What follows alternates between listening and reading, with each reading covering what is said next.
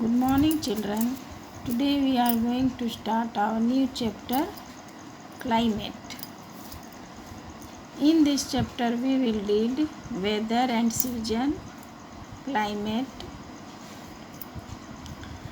Weather is the general term for the condition of the atmosphere as determined by the meteorological department at any one place and time, like temperature, humidity, rainfall, cloud, sunshine and visibility.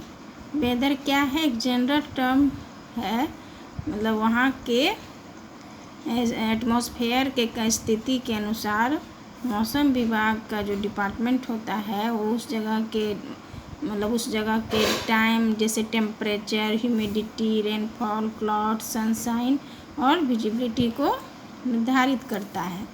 The presence of a fog and mist are also taken into account. A particular type of weather that lasts for a longer period of time is called a season. एक मतलब particular type of weather, मतलब एक जैसा weather लंबे समय तक रहता है, उस टाइम को क्या कहते हैं, उस पीरियड को क्या कहते हैं? सीजन। नेक्स्ट क्या है? Climate. Climate is the average weather condition of a place over a long period of time. Climate क्या है? एवरेज वेदर कंडीशन, मतलब इसमें एवरेज वेदर रहता है लॉन्ग पीरियड तक, उसे क्या कहते हैं? Climate. The climate of the Himalaya is very cold. Himalaya का क्लाइमेट कैसा है? ठंडा। Almost throughout the year, मतलब सालों भर। It is hot and dry in the Thar desert of Rajasthan. The coastal areas around Chennai and Kolkata are warm and humid. Chennai और कोलकाता कैसे हैं? गर्म स्थान है। Look at this picture. Different place have different climate. अलग अलग जगह में अलग अलग तरह के क्लाइमेट होते हैं। Thus different places in the world have different types of climate. The clothes that we wear, the food that we eat, the type of house we live in and our mode of transport are all affected by the climate. मतलब अलग अलग जगह में, मतलब in the world, मतलब दुनिया की किसी भी जगह अलग अलग टाइप के क्लाइमेट होते हैं। उसी के अनुसार वहाँ हम लोग कपड़े, भोजन, फिर उसी तरह के घर रहते हैं, वहाँ उसी तरह के ट्रांसपोर्ट रहते हैं। Look at this picture. World climate zone, ये पूरा वर्ल्ड का क्लाइमेट जोन है।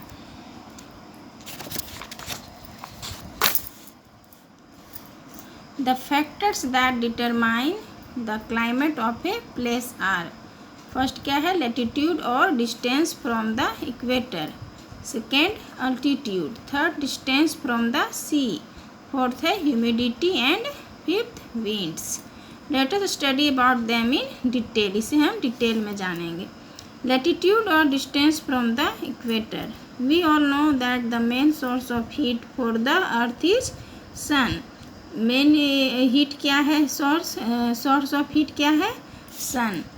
It warms up the land, sea and the air. The rays fall vertically on the equator. Thus the equatorial area gets more of the sun heat and has a hot climate. जहाँ मतलब बहुत ज़्यादा heat पड़ता है सन का, वहाँ क्या रहता है? Hot climate. But as we move towards the poles, the rays of the sun strike the earth slightly and spread over a larger land area than near the equator. This means that the land near the poles gets less heated by the rays of the sun than near the equator. Therefore the temperature remains remarkably low. वहाँ का temperature कैसा रहता है? लो रहता है. The Arctic and the Antarctic region are farthest from the sun.